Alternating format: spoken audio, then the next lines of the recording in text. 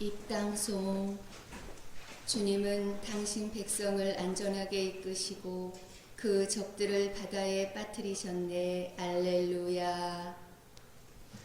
성부와 성자와 성령의 이름으로 아멘. 주님께서 여러분과 함께 또한 사제의 영과 함께. 참 예수님, 참배 예수님. 오늘 부활 8일 축제 금요일사 봉헌합니다. 오늘 생일사로 박순사 마리아 성국이 프란치스코 가정 영등간의 건강 기도드리고요.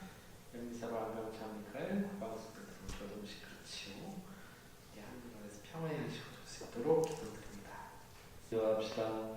전능하시고 영원하신 하느님, 성자의 파스카 신비로 인류와 화해의 새 계약을 맺으셨으니 저희가 믿음으로 거행하는 신비를 삶으로 드러내게 하소서. 성부와 성령과 함께 천주로서 영원히 살아계시며 다스리시는 성자 우리 주 예수 그리스도를 통하여 비나이다. 아멘.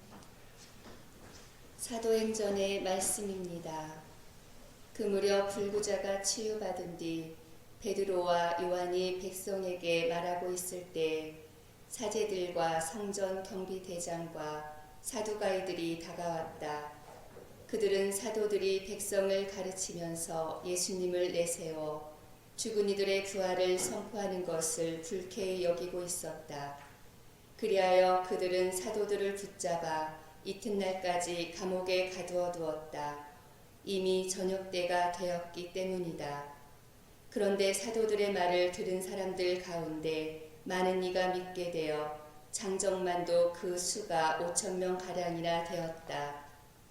이튿날 유다 지도자들과 원로들과 율법학자들이 예루살렘에 모였다. 그 자리에는 한나스 대사제와 카야파와 요한과 알렉산드로스와 그 밖에 대사제 감은 사람들도 모두 있었다. 그들은 사도들을 가운데에 세워놓고 당신들은 무슨 힘으로 누구의 이름으로 그런 일을 하였소? 하고 물었다. 그때 베드로가 성령으로 가득 차 그들에게 말하였다. 백성의 지도자들과 원로 여러분, 우리가 병든 사람에게 착한 일을 한 사실과 이 사람이 어떻게 구원받았는가 하는 문제로 오늘 신문을 받는 것이라면 여러분 모두와 온 이스라엘 백성은 이것을 알아야 합니다. 나자렛 사람 예수 그리스도의 이름으로 곧 여러분이 십자가에 못 박았지만 하느님께서 죽은 이들 가운데에서 다시 일으키신 바로 그분의 이름으로 이 사람이 여러분 앞에 온전한 몸으로 서게 되었습니다. 이 예수님께서는 너희 집 짓는 자들에게 버림을 받았지만 모퉁이의 머릿돌이 되신 분이십니다. 그분 말고는 다른 누구에게도 구원이 없습니다. 사실 사람들에게 주어진 이름 가운데에서 우리가 구원받는 데 필요한 이름은 하늘 아래 이 이름밖에 없습니다. 주님의 말씀입니다. 집 짓는 이들이 내버린 돌 모퉁이의 머릿돌이 되었네. 할렐루야. 이날은 주님이 마련하신 날, 이날을 기뻐하며 즐거워하세. 주님께서 여러분과 함께 요한이 전한 거룩한 복음입니다. 주님 영광 받으소서. 그때 예수님께서는 티베리아스 호숫가에서 다시 제자들에게 당신 자신을 드러내셨는데 이렇게 드러내셨다.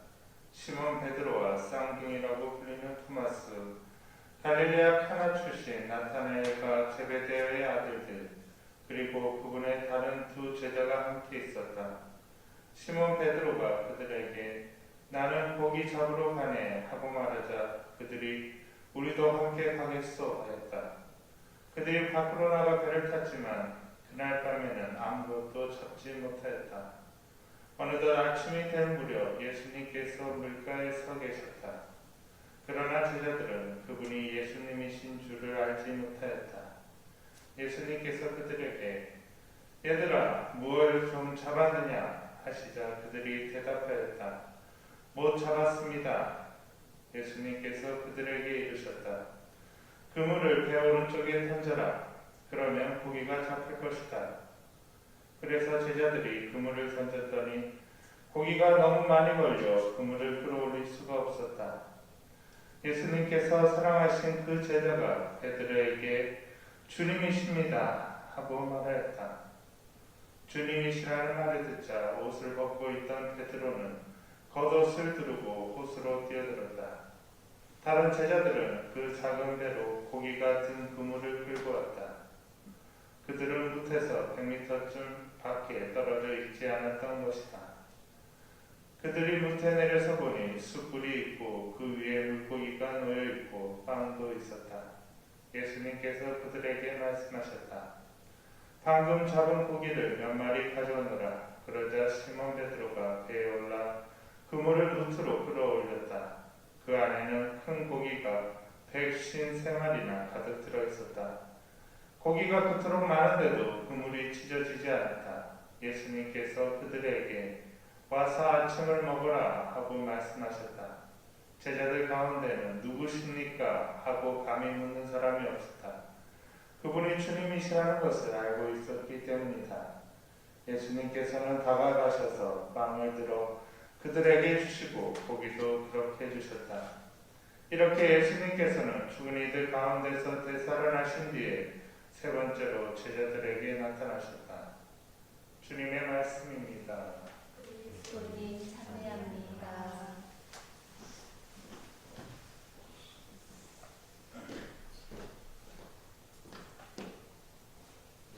참 예수님, 참회 예수님. 네, 오늘 부활 축제 기간을 잘 보내고 계십니까? 이 새롭다라는 것, 혹은 처음 한다는 것은 여러 가지 차원에서 좀 의미가 있는데 새롭거나 새롭게 무엇인가를 하거나 처음 하는 일에 있어서 인간은 늘 설레이는 그런 마음을 가지고 있죠. 그리고 그 일에 대해서 처음 하거나 새로운 거에 대해서 굉장한 집중을 하게 되고 또 그것이 아주 머릿속에 깊이 오랫동안 그 여운이 남게 되겠죠. 예수님을 만났던 그 제자들 역시도 처음 스승 예수 그리스도를 만났을 때 그 느낌 어땠을까요? 굉장히 설레이고 기뻤고 보람됐고 자신의 어떤 삶의 의미를 발견함으로 인해서 상당히 고무되어 있었을 것이다 라고 생각할 수 있겠죠.